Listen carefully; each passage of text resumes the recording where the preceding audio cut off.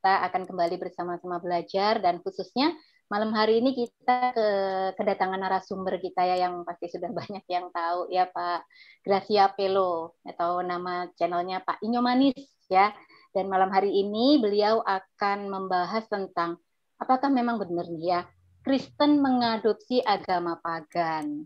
Oke Bapak Ibu, kita siapkan hati kita untuk sama-sama belajar. Siapkan juga mungkin pertanyaan-pertanyaannya ya. Bapak Ibu selamat datang yang baru bergabung. Baiklah, kita akan mulai saja pembelajaran kita pada malam hari ini. Mari kita berdoa. Bapa dalam kerajaan surga yang kami kenal dalam nama Tuhan Yesus, kami mengucap syukur atas penyertaan Tuhan sepanjang hari ini, bahkan malam hari ini kami masih diberikan kesempatan untuk kami boleh bersama-sama belajar lebih lagi. Kiranya Tuhan memberkati pembelajaran kami pada malam hari ini. Tuhan memberkati hamba-Mu yang akan menyampaikan materi, Bapak Gracia Pelo. Biar kiranya Roh Kudus sendiri yang memberikan hikmat, dan biar setiap perkataannya ada kuasa yang dari Tuhan, sehingga setiap perkataannya boleh memberkati setiap kami yang mendengar. Tuhan memberkati sehingga semua penyampaian yang diberikan oleh Pak Gracia Pelo boleh sampai kepada setiap telinga, khususnya juga buat saat ini kami berdoa untuk orang-orang di luar Kristen yang saat ini sering mempertanyakan benarkah Kristen agama pagan. Hari ini juga Tuhan memberkati setiap kami yang hadir, Bapak Ibu yang hadir di PPA saat ini, memberikan kami telinga yang peka dan dengar-dengaran, dan berikan kami juga hikmat untuk kami mengerti akan setiap kebenaran firman yang disampaikan. Tuhan memberkati juga jaringan atau sinyal yang kami gunakan supaya dapat berjalan dengan baik. Terima kasih Bapak, kami menyerahkan pembelajaran kami pada malam hari ini ke dalam tangan kuasa Tuhan. Dalam nama Tuhan Yesus kami berdoa. Amin. Ya, terima kasih Bapak Ibu. Kita akan langsung saja ya mulai pembelajaran kita malam hari ini. Waktu dan tempat saya persilahkan Pak Gracia Pelo.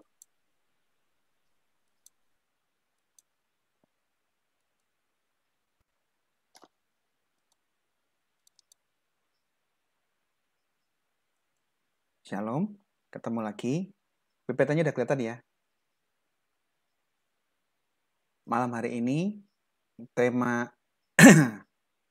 webinar atau seminar atau apalah namanya.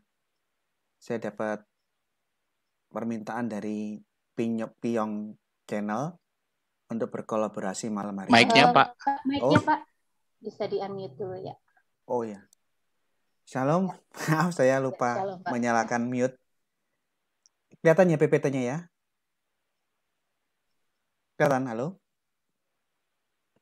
Kelihatan Pak, kelihatan. Oke. Aman Pak, aman. Piyong 77 menghubungi saya, minta malam hari ini kita belajar tentang satu tema yang diusulkan. Apakah Kristen mengadopsi pagan? Karena di luar sana banyak dan masif sekali tuduhan bahwa Kristen ini mengadopsi ritual-ritual, ide-ide paganisme. Di malam hari ini kita akan belajar dan membongkar baik apa kata sejarah dan kata Alkitab. Supaya jangan terombang-ambing dengan hoax. Kalau mengenai hoax dan fitnah itu memang dorang punya keahlian di situ memang. Karena bapaknya kan bapak segala pembohong itu kan mereka. Oke, kita masuk pertama. Sekarang kita akan bahas ritual-ritual yang tercatat di dalam Alkitab, baik PL dan PP. Kita akan kaji, kita akan bedah, apakah ini merupakan mewarisi, mengadopsi ide pagan atau tidak. Yang saya tegaskan ini juga merupakan materi kapan hari tentang Paskah, bahwa ritual yang terutama dalam Perjanjian Lama itu adalah contoh yang diberikan Allah kepada Adam dan Hawa. Bahkan ini menjadi sangat utama di dalam Alkitab kita. Apa yang Allah contohkan pertama kali kepada Adam dan Hawa yang menjadi patokan, yang akan menjadi aturan, dan bahkan ayat mengenai yang dicontohkan Allah ini keluarnya paling banyak diulang. Apa yang Allah contohkan kepada Adam dan Hawa itu terjadi sebelum manusia itu berkembang biak banyak, sebelum ada paganisme. Ini masih manusia perdana. ini menjadi ritual utama, ritual yang terpenting, yaitu mengenai korban penebusan dosa. Ini sudah saya khotbahkan kapan hari, pada waktu hari Paskah. Coba Anda perhatikan. Di dalam Kejadian 3, pada waktu setan, iblis dalam rupa ular mengganggu Adam dan Hawa, Hawa mengatakan apa? Pada saat dia disuruh mencicipi buah pengetahuan baik dan jahat di tengah-tengah taman.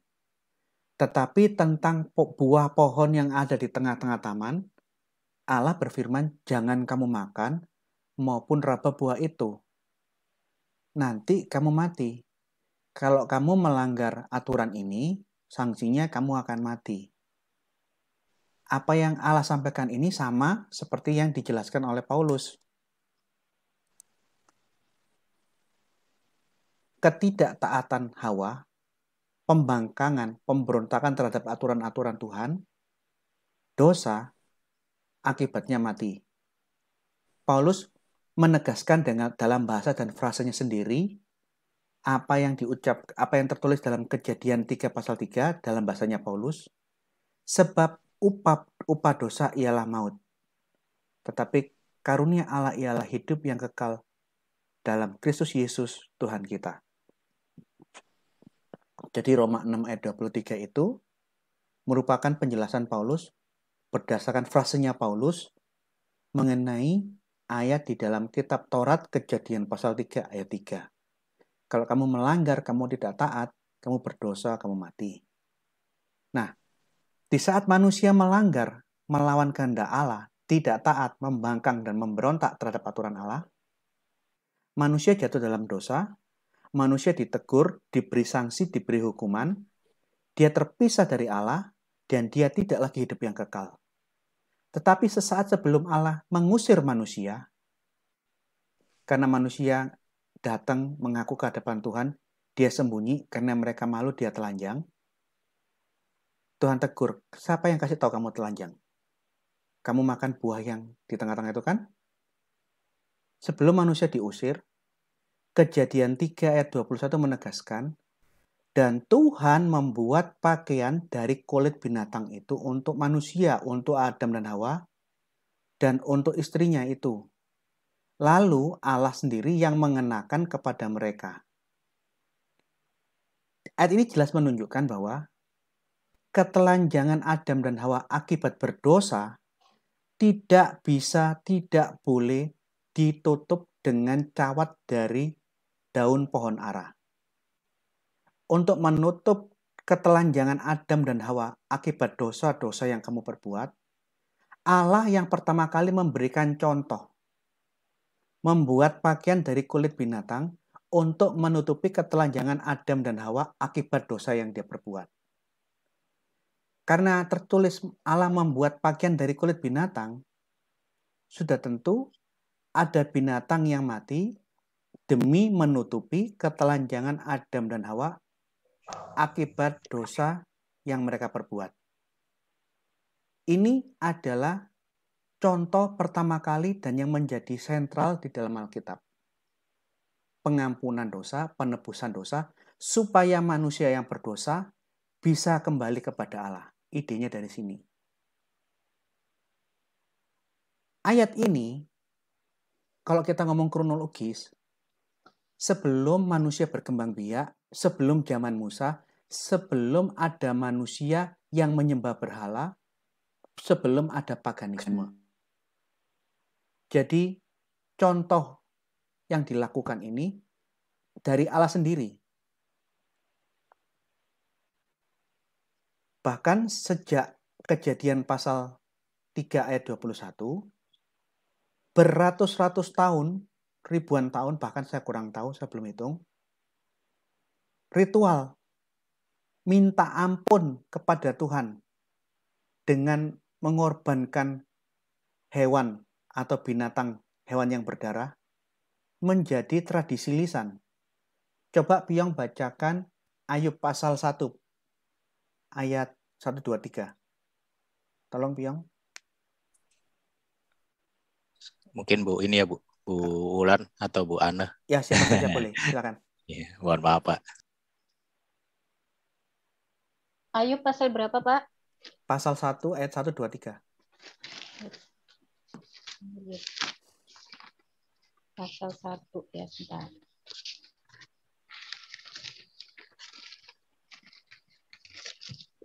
Ayat 1 sampai 3 ya. Ada seorang laki-laki di tanah Uz bernama Ayub. Orang itu saleh dan jujur. Ia takut akan Allah dan menjauhi kejahatan. Ia mendapat 7 anak laki-laki dan 3 anak perempuan. Ia memiliki 7.000 ekor kambing domba, 3.000 ekor unta, 500 pasang lembu, 500 keledai betina, dan budak-budak dalam jumlah yang sangat besar. Sehingga orang itu adalah yang terkaya dari semua orang di sebelah timur. Lanjutkan ayat 4 dan 5. Anak-anaknya yang lelaki biasa mengadakan pesta di rumah mereka masing-masing, menurut giliran, dan ketiga saudara perempuan mereka diundang untuk makan dan minum bersama-sama mereka. Setiap kali apabila hari-hari pesta telah berlalu, Ayub memanggil mereka dan menguduskan mereka. Keesokan harinya, pagi-pagi bangunlah Ayub, lalu mempersembahkan korban bakaran sebanyak jumlah mereka sekalian. Sebab pikirnya, mungkin anak-anakku sudah berbuat dosa dan telah mengutuki Allah di dalam hati. Demikianlah dilakukan Ayub senantiasa. Amin. Amin. Dari kitab Ayub ini, kita lihat Ayub hidup sebelum zamannya Taurat. Dia tanpa Taurat sudah memiliki ritual tradisi. Kalau anaknya habis melakukan pesta makan minum, dia panggil anak-anaknya, dia bikin korban, minta ampun. Jangan-jangan anak-anakku mungkin telah berdosa di dalam hatinya kepada Tuhan. Jadi, sebelum Taurat memberikan aturan tertulis, tata cara ritual penebusan dosa sudah dilakukan dari generasi ke generasi selama ratusan tahun berdasarkan tradisi lisan. Yang mana nanti pada zaman Musa, tradisi lisan yang dilakukan sejak dari zaman Adam dan Hawa sampai zamannya Musa mulai dibakukan menjadi hukum positif yang tertulis. Mulailah dikenal di dalam kitab Taurat korban penebus salah, korban penghapus dosa, korban bakaran lengkap dengan tata caranya. Tapi ingat, sebelum tertulis aturan ini dibakukan dalam Taurat, semua manusia, bukan semua manusia ya, ritual tentang penebusan dosa dengan melakukan korban sudah dilakukan manusia-manusia sebelum zaman Musa karena bersumber dari contoh yang Allah lakukan di Taman Eden kepada Adam dan Hawa. Ini penting untuk membuktikan bahwa korban merupakan salah satu tema yang sentral. Mari kita semua cek di dalam HP elektronik kita. Ketik kata korban. Kata korban di dalam HP elektronik berapa ratus kali. Diulang muncul dalam berapa ratus ayat. Anda akan kaget kalau kata korban begitu Anda ketik di HP elektronik. Ayat yang menampilkan kata korban 766 ayat. Artinya, konsep korban ini bukan hal yang ecek-ecek, bukan hal yang sepele. Karena begitu pentingnya penebusan dosa yang bisa membuat manusia kembali kepada Allah, sampai-sampai kata korban ini diulang-ulang di dalam 766 ayat. Jadi ini sangat-sangat sentral di dalam Alkitab. Nah, jadi apa yang ditulis di dalam kitab Taurat itu mengikuti, membakukan apa yang sudah Allah contohkan.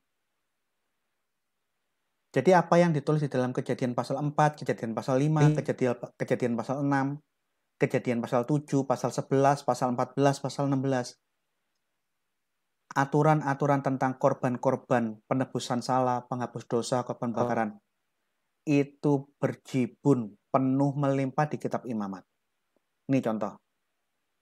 di saat orang Israel sudah mulai banyak di zaman Musa, tahun 1500 sebelum Masehi kira-kira, katakanlah kepada orang Israel, apabila seseorang tidak dengan sengaja berbuat dosa dalam sesuatu hal yang dilarang Tuhan, dan ia memang melakukan salah satu daripadanya, maka jika kalian berbuat dosa itu imam yang diurapi, sehingga bangsanya turut bersalah, haruslah ia mempersembahkan kepada Tuhan karena dosa yang telah diperbuatnya itu seekor lembu jantan muda yang tidak bercela sebagai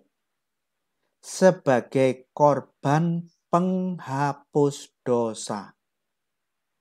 Apa yang ditulis, yang diatur tentang ritual korban penghapus dosa itu mengikuti teladan yang sudah Allah contohkan kepada Adam dan Hawa yang sudah dilakukan oleh keturunan Adam, Ayub, dan yang lain-lain. Nah, ia harus membawa lembu itu ke pintu kemah pertemuan ke hadapan Tuhan. Lalu ia harus meletakkan tangannya ke atas kepala lembu itu dan menyembelih lembu itu di hadapan Tuhan. Imam yang diurapi itu harus mengambil sebagian dari darah lembu itu dan membawanya ke dalam kemah pertemuan. Jadi penebusan dosanya harus dengan melakukan korban, dan darah korban ini yang menjadi cara pendamaian antara yang berdosa kepada Tuhan. Nah, yang menjadi menarik, yang harus kita pahami bahwa korban-korban yang tertulis di dalam kitab Taurat, termasuk yang Allah contohkan di Taman Eden, sebelum ada agama pagan, sebelum ada manusia terlalu banyak jumlahnya, ini manusia perdana, itu sama sekali berbeda dari tumbal. Karena ritual tumbal itu orang-orang penyembah dewa membunuh binatang atau manusia untuk menyenangkan hati Tuhan. Sedangkan korban bukan untuk menyenangkan hati Tuhan, untuk menebus dosa yang kita perbuat. Tuhan tidak perlu dikasih makan, tidak perlu darah. Darah itu untuk menjadi penebus yang menggantikan posisi kalian, saya, kita yang berdosa. Karena upah dosa adalah maut. Kalau kita kepingin hidup, harus ada yang menggantikan posisi kita yang seharusnya mati, sehingga kita hidup dan ya maut ini ditanggung sama korban yang menjadi penebus itu. Jadi konsepnya sama sekali berbeda dengan tumbal. Tumbal tidak ada hubungannya dengan meminta ampun, menyesal, pengudusan diri. Tidak ada hubungannya dengan itu. Tumbal itu minta tolong dengan cara memberikan sesaji, mengorbankan hewan darah, dengan harapan moga-moga dewa atau ilahku senang dengan yang kuberikan ini. Untuk minta tolong, entah untuk kesuburan, entah untuk perang, supaya menang. Jadi konsepnya benar-benar berbeda. Malah sebaliknya, konsep tumbal ini baru muncul setelah aturan-aturan dari Taman Eden. Ini adalah penyimpangan dari apa yang Allah contohkan di dalam kitab Taurat. Jadi kalau ada yang mengatakan Kristen meniru-niru konsep pagan, tolong belajar kronologis. Adam dan Hawa itu hidup setelah adanya paganisme atau sebelum? Kan otaknya kan kadang-kadang nggak bisa nalar ke situ. Jadi konsep tumbal yang ada di dalam berbagai macam agama pagan itu merupakan penyimpangan dari apa yang diatur Allah di dalam kitab Taurat. Penyimpangan dari apa yang tertulis di dalam Kejadian pasal 3. Penyimpangan dari apa yang tertulis di dalam kitab Ayub. Penyimpangan yang ditulis dari kitab Imamat. Yang konsep awalnya adalah meminta ampun dosa. Karena aku berbuat dosa, aku harus mati. Tapi aku ingin hidup ya Tuhan, ampuni aku. Yang mati menggantikan aku adalah korban ini, penebusnya adalah ini. Itu konsepnya kan seperti itu. Jadi paganisme itu adalah penyimpangan mengadopsi ajaran Allah dan diselewengkan. Jadi bukan sebaliknya. Di dalam Alkitab ada juga ritual-ritual tambahan. Kalau yang tentang korban itu Allah yang memberi contoh. Tapi aturan-aturan ritual yang lain itu tambahan-tambahan yang mengikuti. Mengenai Peskah ini di dalam Alkitab itu, Peskah itu mengingat hari raya mengingat keluarnya bangsa Israel dari Mesir ke Kanaan. Tapi saya masih ingat waktu saya ketemu Kainama debat di dalam masjid Al-Falah Gadang. Pada waktu ngomong tentang Pesah, saya kan ngomong Pesah. Kainama menginterupsi saya mengatakan, bukan Pesah, tapi Pesah. saya bilang, loh Pak, Passover atau Easter itu bahasa Ibrani-nya Pesah.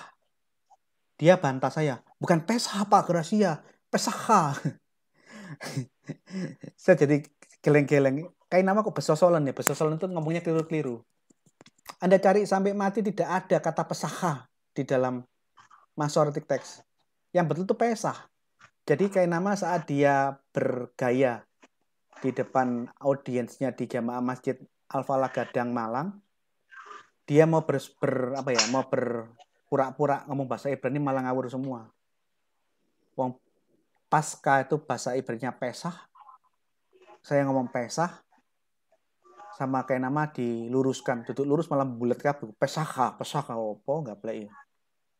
Contoh yang ritual-ritual tambahan berikutnya itu Pentakosta.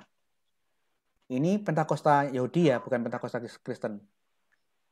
Pentakosta Yahudi atau hari yang ke-50 itu bahasa Ibrani Shavuot. Itu pesta setelah panen.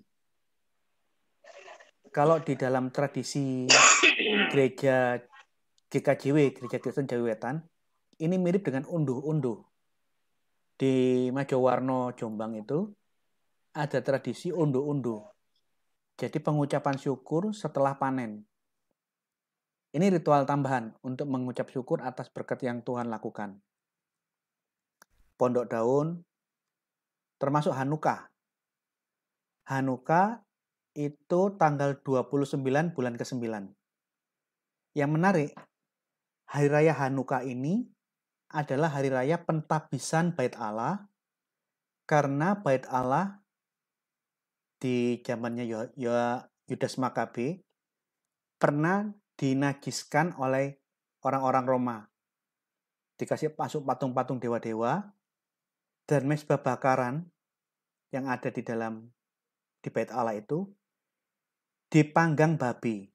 Jadi hewan yang najis di dalam hukum Taurat dibakar di dalam Bait Allah. Akhirnya Yudas Makabe itu marah, melakukan pemberontakan. Orang Romawi pergi, kalah, mundur. Bait Allah yang sudah dinajiskan dengan babi dan patung-patung dewa-dewa Romawi dihancurkan dan dikuduskan kembali. Yang menarik, Hanukkah atau yang nama lainnya Hari Raya Pentahbisan Bait Allah, seperti tolong Bu Wulan bacakan Yohanes 10 ayat 22. Yohanes pasal 10 ayat 22. Yohanes 10 ayat 22. Ya, Pak. Ya, ya.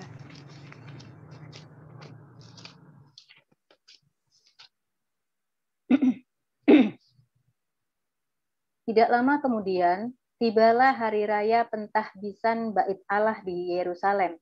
Ketika itu musim dingin. Nah, demikian, Pak. Yesus menghadiri suatu hari raya yang namanya hari rayanya adalah pentahbisan Bait Allah. Anda cari sampai botak kepala Anda tidak bakal ketemu di Perjanjian Lama. Karena hari raya pentahbisan Bait Allah atau Hanukkah itu hanya tercatat di Deuterokanonika di kitab 1 Makabe pasal 4 ayat 52. Saya bacakan ya. 1 Makabe 4 ayat 52. Pagi-pagi benar pada tanggal 25 bulan ke-9, yaitu bulan Kislev. Dalam tahun 148, bangunlah mereka semua untuk mempersembahkan korban sesuai dengan hukum Taurat di atas mezbah korban bakaran baru yang telah dibuat mereka. Jadi kalau kita baru bisa melihat sejarahnya, latar belakangnya, ayat Yohanes pasal 10 ayat 22, Yesus kok ikut merayakan hari raya pentahbisan Bait Allah. Anda cari dari Kejadian sampai Maliaki nggak bakal ketemu. Karena apa? Karena Hanukkah ini ritual baru ada, baru dibuat dan ditradisikan setelah zamannya Yudas Makabe. Yang menarik, Yesus lahir 25 Desember waktu itu bertepatan dengan tanggal 25 bulan Kislev. Jadi kalau menggunakan kalender Yahudi, Yesus lahir pada saat Hanukkah. Kalau menggunakan kalender matahari, 25 Desember. Terus ada lagi kebaktian-kebaktian tambahan ritual Yahudi. Contohnya Hari Raya Purim untuk mengingat pertolongan Tuhan kepada bangsa Israel dari pembantaian yang dilakukan oleh siapa tuh lawannya Mordekai itu? Ya, pembantaian di zamannya kitab Ester lah. Ini kitab bapak-bapak gereja yang tertua memberikan catatan tentang kapan Yesus lahir. Ini tulisannya Demetrius dari Alexandria, muridnya Rasul Markus. Dari semua hari raya kita harus yang terutama dari semua perayaan-perayaan hari raya adalah kita harus merayakan perayaan dalam pengertian perayaan Yesus Kristus pada tanggal 25 bulan ke-9. Ini bulan ke-9 Yahudi. Yesus lahir kalau dilihat dari kalender Yahudi, dia lahir tanggal 25 bulan ke-9. Ini Hanukkah, di mana tanggal 29 bulan Kislev, bulan ke-9 Yahudi, tepat jatuh di kalender matahari, selain kalender Yahudi, itu tepat jatuh tanggal 25 Desember. Nih,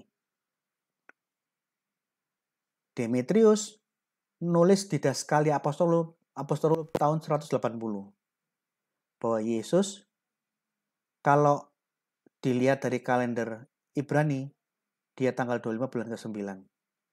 Kalau dilihat dari kalendernya Mesir itu paralel dengan tanggal 29 bulan ke-4-nya Mesir, bulan Kiyah. Yang mana kalau dilihat diparalelkan dengan kalender matahari jatuhnya tanggal 25 Desember. Ini Bapak Gereja muridnya Rasul Markus. Yang menarik, selain Markus, banyak Bapak Gereja memberikan catatan dokumen kesaksian sejarah mengenai hari lahirnya Yesus. Kalau Hippolytus ini bukan dari Markus, dia uskup Roma, tapi dari garis pemuritan Rasul Yohanes. Ini, di dalam bukunya Hippolytus, kedatangan pertama kali Tuhan kami di dalam daging ketika ia lahir di Bethlehem adalah tanggal 25 Desember. Jadi tanggal 25 bulan Kislev itu bertepatan dengan 25 bulan Desember. Ini muridnya Rasul Yohanes. Di dalam bahasa aslinya bukan ditulis 25 Desember. Yesus lahir dalam daging di Bethlehem 8 hari sebelum Januari. Jadi kalau kita hitung mundur, 1 Januari mundur, 31 Desember, 30 Desember, 29 Desember, 28 Desember, 27, 26, 25, ketemu 8. 1, 31, 30, 29, 28, pas 25 Desember. Tapi saya tidak akan ngomong tentang ini. Intinya apa? Bahwa ritual merayakan kedatangan Tuhan kita di dalam daging di Bethlehem, firman berinkarnasi menjadi manusia, sudah menjadi tradisi-tradisi kuno semua gereja-gereja sedunia. Gereja di Mesir berbeda, terpisah ribuan kilometer dengan gereja di Roma, merayakan Natal sejak pertengahan abad kedua. Bahkan kalau kita ngomong sejarah, ada yang lebih tua dari dua orang ini, yaitu Theophilus dari Antioquia, itu dari garis muridnya Rasul Petrus. Dia tercatat di dalam sejarah merayakan Natal tahun 125 kalau nggak salah, 170 berapa gitu. Itu muridnya Rasul Petrus. Mau muridnya Markus, muridnya Yohanes, muridnya Petrus, semua merayakan Natal sejak fase yang terdini di dalam kekristenan. Ini perayaan umum. Tapi beda di dalam agama Islam. Perayaan kelahiran Muhammad ini bukan suatu tradisi bukan perayaan yang sudah dilakukan sejak fase terawal Islam. Ini sudah pernah saya bahas di dalam postingan-postingan saya. Golongan-golongan Salafi menggugat, menolak perayaan Maulid Nabi Muhammad yang dirayakan oleh umat Islam di mana-mana, termasuk di Indonesia. Buku-buku ini bisa Bapak Ibu beli di online, ini dijual bebas. Nih kita lihat. Banyak sekali ulama-ulama yang tidak sepakat, bahkan ulama Islam yang terkenal, Ibnu Taimiyah, golongan Salafi. Dia mengecam keras perayaan peringatan kelahiran Muhammad. Dia menolak ini.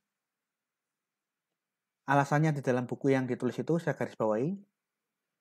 Karena perayaan kelahiran Muhammad tidak pernah dirayakan oleh para sahabat Muhammad yang hidup sejaman dengan Muhammad, tidak pernah dirayakan oleh tabi'in generasi kedua Islam, tidak pernah dirayakan oleh tabi'at tabain generasi ketiga Islam.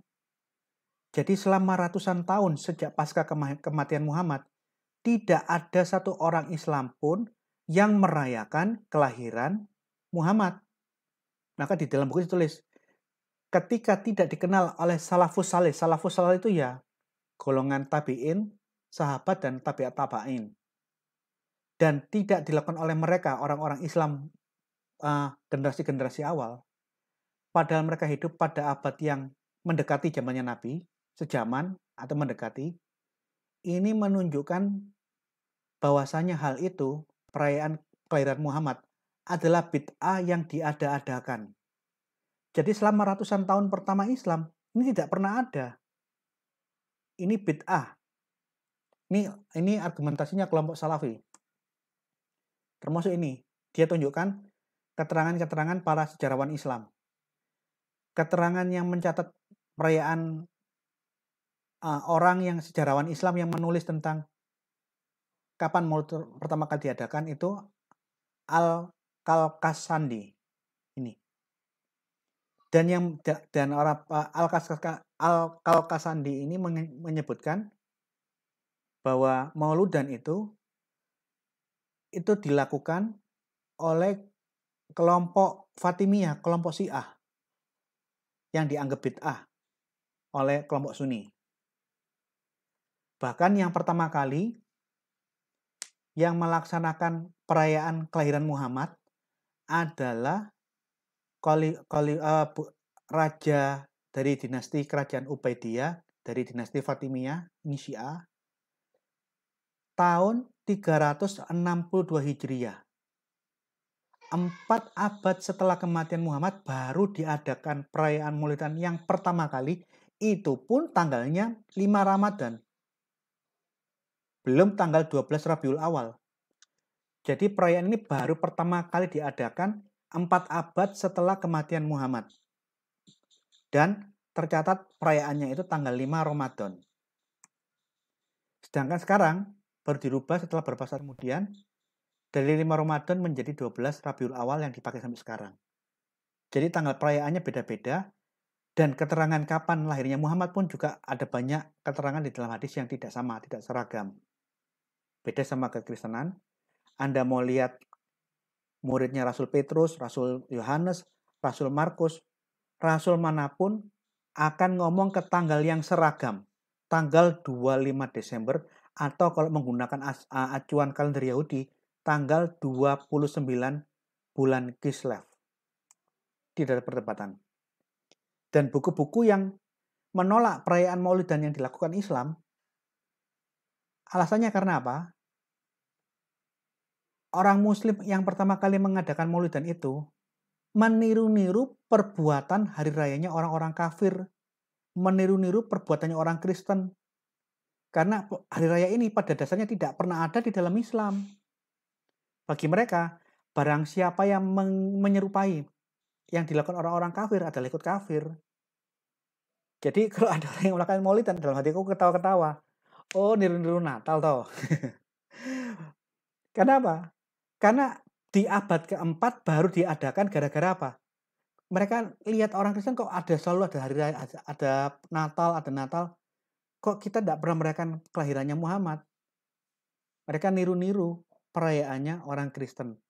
Dan yang melakukan ini pertama kali adalah kelompok Fatimiyah, kelompok Syiah dalam Islam. Nah, bagaimana dengan ritual haji? Ritual haji di dalam Islam juga sama. Siapa yang bisa berikan bukti ke saya bahwa Maria umroh ke Mekah? Yusuf Maria umroh ke Mekah. Bisa kasih ayatnya? Apakah ada keterangan di dalam Alkitab maupun PLPB Daud naik haji, umroh, lempar jumroh di Mekah? Lempar jumroh, lari-lari dari Safa ke Marwah? Ada enggak? Enggak ada. Tidak ada ritual haji yang dilakukan orang Muslim yang berkaitan dari ritual-ritual kekristenan dan Yahudi. Enggak ada. Malah ritual haji yang dilakukan oleh orang-orang Muslim ini itu sudah dilakukan sebelum Islam. Sejak Arab pagan, Arab jahiliyah, Arab penyembah berhala, mereka sudah melakukan ritual ini. Bedanya mereka dulu kalau mengelilingi Ka'bah dengan telanjang. Nah, ritual yang sudah dilakukan para penyembah berhala di Mekah sebelum Islam ada, ini yang diadopsi oleh agama Islam. Bedanya, halo? Bapak Ibu mungkin bisa di-mute yang lainnya ya, supaya tidak dubbing. Bedanya, ya, terima kasih. ritual penyembah berhala, ritual Islam jahiliyah, ritual pagannya Arab, tata cara lahirianya diadopsi. Tetapi maknanya dirubah menjadi menyembah Allah Subhanahu wa taala, dirubah secara Islam. Kemudian pada waktu mengelilingi Ka'bah, yang dulu orang-orang penyembah berhala itu harus telanjang, sekarang menggunakan pakaian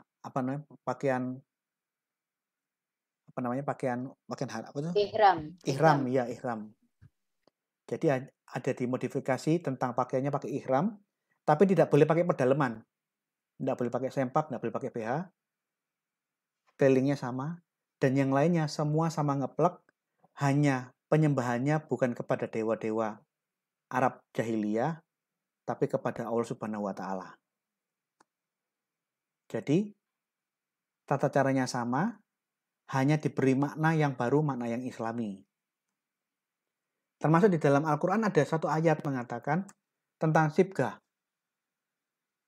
Allah Subhanahu wa taala berkata, sibgatullah wa man ahsanu minallohi sibgatawa wa nahnu lahu abidun sibgalah. Siapakah yang lebih baik dari sibganya daripada Allah, dan kepadanya kami menyembah. Sibgah ini mencelupkan diri di dalam air. Yang mana ini tertulis di dalam Al-Quran, tetapi ayat ini tidak pernah kita lihat ritualnya di dalam ritualnya orang Muslim. Sibgah ini apa? Sibgah itu orang yang mencelupkan diri dibaptis di dalam air. Ini ada ayatnya. Nah, sibgah di dalam ayat ini, kalau dugaan saya, ini terpengaruh dari ritual yang dilakukan orang Kristen dan orang-orang Yahudi di zaman Muhammad. Jadi sibgah itu tudip, mencelupkan badan ke dalam air. Ini ada satu ayat di dalam Al-Quran tentang baptisan, tentang sibgah. Nah, sekarang kembali lagi ke ritual-ritual PB yang lain. Yang perlu kita perhatikan, semua ritual-ritual, mayoritas ritual-ritual di dalam iman Kristen yang tercatat di dalam perjanjian baru, itu mayoritas itu mencontoh perilaku yang dilakukan Yesus. Contoh, baptiso atau tevilah, pembaptisan. Yesus dibaptis. Yesus sebenarnya tidak perlu dibaptis, orang dia adalah firman yang menciptakan segala sesuatu. Tapi kenapa Yesus dibaptis? Yesus memberikan diri untuk ditiru, menjadi suri teladan. Sehingga baptisan menjadi salah satu ritual di dalam agama Kristen. Di malam terakhir Yesus memimpin perjamuan kudus. Di dalam konteksnya itu perayaan Paskah Yahudi. Karena Yesus memecah-mecah roti dan minum anggur, dalam konteksnya itu puasa Pesah Yahudi, perjamuan kudus akhirnya menjadi ritual Kristen. Yesus berdoa, Yesus berpuasa. Yesus tidak perlu doa, tidak perlu puasa. Tapi Yesus menjadikan dirinya sebagai figur teladan untuk ditiru oleh semua orang murid-muridnya. Jadi kalau ada orang Kristen berdoa, berpuasa, bahkan puasanya orang-orang Katolik dan Ortodok ini banyak sekali ya, jauh lebih banyak dari orang-orang Protestan. Itu karena apa? Karena kita meniru contoh teladan yang dilakukan oleh Yesus. Dan yang mana semua perilaku yang Yesus contohkan, yang tercatat di dalam Injil, di dalam Alkitab, ini yang kemudian dibakukan menjadi liturgi gereja. Baik liturgi yang tertua, liturginya Rasul Yakobus, ini yang dipakai oleh gereja Syria, atau liturgi gereja yang ditulis oleh bapak-bapak gereja. Misalnya liturgi Basilius, liturgi yang ditulis oleh Bapak Gereja Basilius Agung, ini yang dipakai oleh gereja Ortodok Koptik. Atau liturginya gereja Yunani, kalau saya nggak salah dia menggunakan liturginya Bapak Gereja John Chrysostom. Gereja-gereja Protestan menggunakan liturgi yang disusun oleh Calvin Luther. Tapi semua liturgi gereja yang ada ini, itu merupakan pembakuan dari apa yang dilakukan dan yang dicontohkan oleh Tuhan Yesus. Nah, selain apa yang dicontohkan Yesus, setelah Yesus meninggal dan naik ke surga, ada ritual-ritual susulan untuk mengenang perbuatan-perbuatan Allah. Contoh, Natal, tadi sudah dibilang di depan, memperingati hari lahirnya Juru Selamat ke dunia dalam daging. Pentakosta Kristen ini berbeda dengan Shavuotnya Yahudi. Kalau Shavuotnya Yahudi itu selamatan setelah panen, hari raya setelah panen, yang mirip dengan unduh-unduh dari gereja Kristen Jawi Wetan di Jombang. Pentakosta Kristen itu mengenang pencurahan Roh Kudus di Yerusalem. Paskah Kristen berbeda dengan Paskah Yahudi. Kalau Paskah Yahudi untuk mengenang pertolongan Tuhan yang memimpin bangsa Israel keluar dari Mesir menuju ke tanah perjanjian. Paskah Kristen memperingati kebangkitan Kristus yang memimpin kita dari kematian kepada kehidupan yang kekal. Termasuk peringatan kenaikan Yesus atau kenaikan Isa Al-Masih. Jadi karya-karya perbuatan Allah yang besar, karya kasih Allah, ini juga dikenang di dalam ritual-ritual perjanjian baru. Yang nggak ada hubungannya dengan ritual pagan. Nggak ada hubungannya sama sekali. Jadi, kesimpulan materi hari ini, ritual-ritual yang dilakukan, yang ada di dalam Alkitab, pertama-tama tentang korban untuk menutupi ketelanjangan manusia Adam dan Hawa dari dosa. Itu contoh yang dilakukan oleh Allah sebelum adanya manusia berkembang biak banyak, sebelum ada manusia penyembah berhala. Jadi, fitnah besar kalau ritual-ritual di dalam Alkitab, baik perjanjian lama maupun perjanjian baru, itu meniru ritual pagan. Sebelum manusia ada banyak, sebelum ada manusia menyembah dewa, sebelum ada paganisme dan ritual-ritualnya, Allah lah yang pertama kali memberikan contoh bagaimana kamu yang harusnya mati akibat dosamu, kamu bisa hidup. Harus ada yang menggantikan kematianmu. Malah dapat dibuktikan dari materi malam hari ini, ritual-ritual pagan, tumbal, itu penyimpangan, penyelewengan dari apa yang Allah contohkan, dari apa yang Tuhan sudah atur di dalam kitab Taurat. Jadi jangan dibalik logikanya. Apa yang dilakukan orang-orang Kristen meneruskan ritual Yahudi. Contoh, Pesah Yahudi diteruskan di dalam Kristen dengan makna yang baru. Bukan memperingati keluarnya bangsa Israel dari Mesir ke Kanaan, tapi mengenang bahwa Tuhan telah menebus kita, Tuhan bangkit, sehingga kita yang mati ditebus oleh Juru Selamat kita yang sudah bangkit. Maknanya baru. Kita merayakan Pentakosta, tapi bukan Pentakosta dalam makna Yahudi, dengan makna baru. Bukan bersukacita merayakan panen, tetapi suatu hari raya mengenang pencurahan Roh Kudus. Jadi ritualnya diteruskan dengan makna yang baru. Dan ritual-ritual yang lain mayoritas mencontoh perilaku dan suri teladan yang dilakukan oleh Yesus. Kita mengenang kebaikan Tuhan. Tuhan mau merendahkan diri sehingga dia turun ke dunia dalam wujud manusia. Perayaan Natal. Dia mau berkorban demi dosa-dosa kita, Jumat Agung. Dan dia bangkit mengalahkan maut, Paskah. Semua karya-karya kebaikan Tuhan itu diperingati. Kalau Kristen memperingati Paskah, kenaikan Isa Al-Masih, hari Natal, juga Pentakosta. Kalau ritual-ritual Yahudi yang mengikuti, mengenang perbuatan baik Tuhan, Purim Hanukkah. Mengenang karya kasih Allah. Terima kasih. Baik, terima kasih Kak Gracia Pelo. Ya, baik Bapak Ibu, silahkan yang punya pertanyaan ya, bisa langsung ditanya.